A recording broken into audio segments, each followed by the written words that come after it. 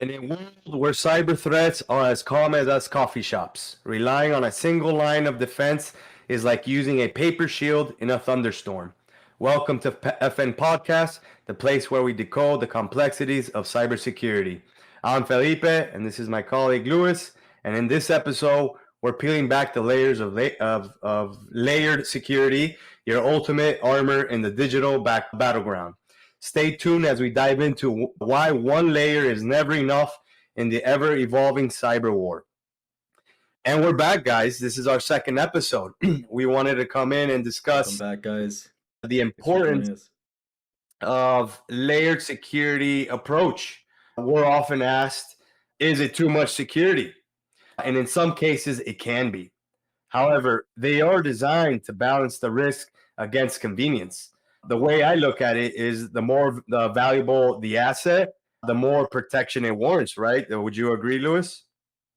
Yeah, definitely. I think when we see our day-to-day, a lot of our customers have their go-to most valuable products that they are constantly dialing into, getting data from, putting customer information into, etc., just operating as they normally do in their day-to-day business. And these assets sometimes we take for granted working our day-to-day routines. And a lot of times, a layered security approach can help defend this. And Felipe, you have a great example of that with our customers, especially when it comes to email security. If you want to touch base Absolutely, on yeah. that. And most of the time, the customer is looking to cut costs and not aware of what they are actually sacrificing, when implementing and discussing what stack to use or tools, basically. It's pointless, like we say at times, it's pointless securing the front door while leaving the side door or the back door open. And just to And talk a little bit, who's checking if those doors are closed, right? So right? every day you leave your house, you have some people have rituals of, hey, let me check the doors locked, three pulls, and I know Absolutely. I'm good. I remember those three pulls when I'm in the grocery store picking out tomatoes. In cyber, it's a similar thing. Who's making sure the passwords are secure? Who's making sure? Who's doing these rituals, right? Like we have these rituals in our personal lives for like, oh, did I turn off the oven? Did I do this or whatever?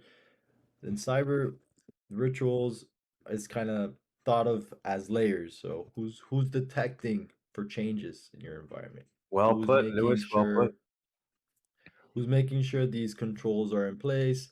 Because Felipe and I, we've seen it all. Internal owners of businesses, security professionals, human components susceptible always. So a layered approach is really important. Felipe, Absolutely. and Yeah, and in an example that we'll give, we're all human too, so we all make mistakes.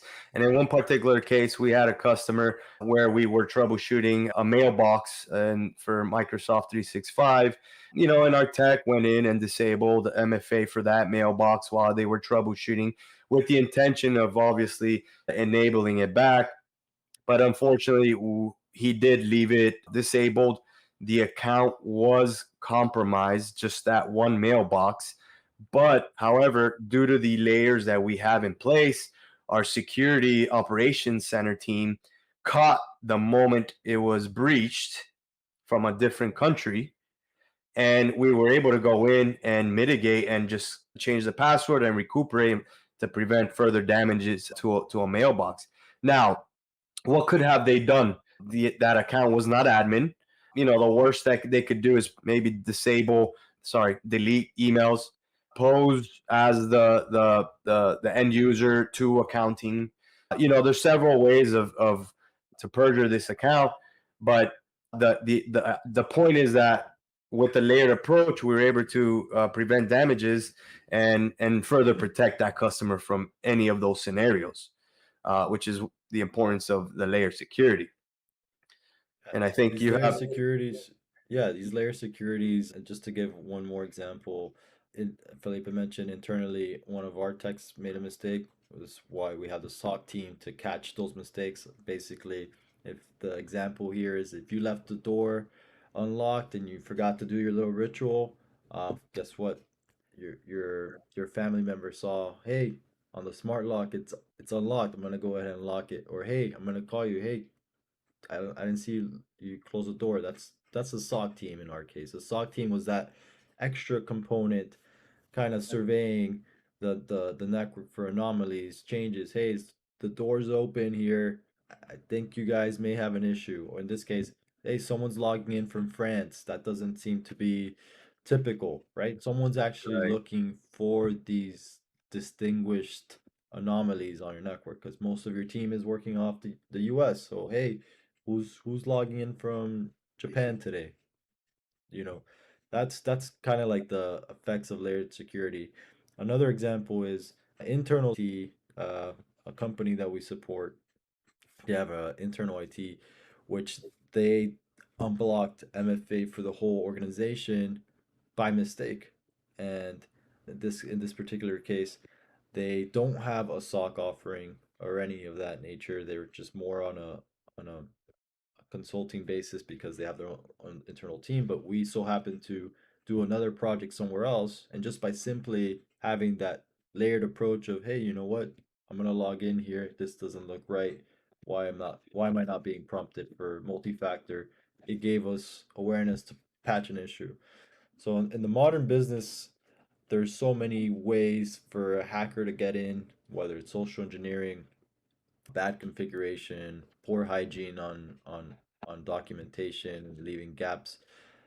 It's very important to have a team that is constantly monitoring for vulnerabilities. So that's one layer, like scanning for vulnerabilities, controlling against your biggest assets. So in this case, most of businesses, their biggest assets are their emails, their DNS, and their client data or any other critical information. And if you're not checking who's accessing that as a first step, like the identities who are really supposed to be accessing that, that's probably akin to not checking who's opening your doors at your house.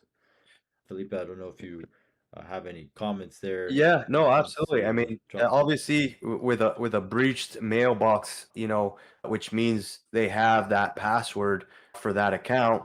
You know, the good thing is we caught it, but now if the users are using the same password for multiple websites or accounts or bank accounts, this is the importance of password manager, right? So having different passwords for accounts avoid these further breaches. Once an account is breached, makes it to the dark web, and that's kind of like where it just spreads from there. I wanted to share a quick article where 23andMe was breached, and I'm sure it's just something that I'm not sure if too many people are aware who 23andMe are. But Lewis, I know you're kind of aware who they are, and if you want to talk a little bit about it, go Definitely. ahead. So 23andMe is basically one of those websites where you submit your DNA sample and they'll try to figure out, oh hey, your great uncle is actually related to king of so and so from whatever country. That you get like an ancestry tree which tells you long lost cousins, etc. And it's very cool. It's a great thing people do to play with their family and kind of just have some stories to tell. Like, hey, I'm related to Brad Pitt or something. I don't know. Uh, he's my eighth cousin. Something silly like They that. find out But in something this interesting in their family tree. Yes, absolutely. exactly. In this case, hackers, they know how to make something fun, even funner for them and more terrifying for us. They actually took advantage of those who were using the same password across multiple sites. So they saw, hey, Felipe has a password at target.com, which is 123 me. And then the hackers are like, let me try this password in 23 and me. So they got this database from a breach that's existed for probably many years, and they just tried it on 23andMe. And so lo and behold, the hackers found that there's victims there that they could take advantage of. So not only did they hack and find the DNA, report for these individuals, but now because 23andMe, one of its features is to show this tree of relatives you have. Now this has opened up doors for social engineering attacks.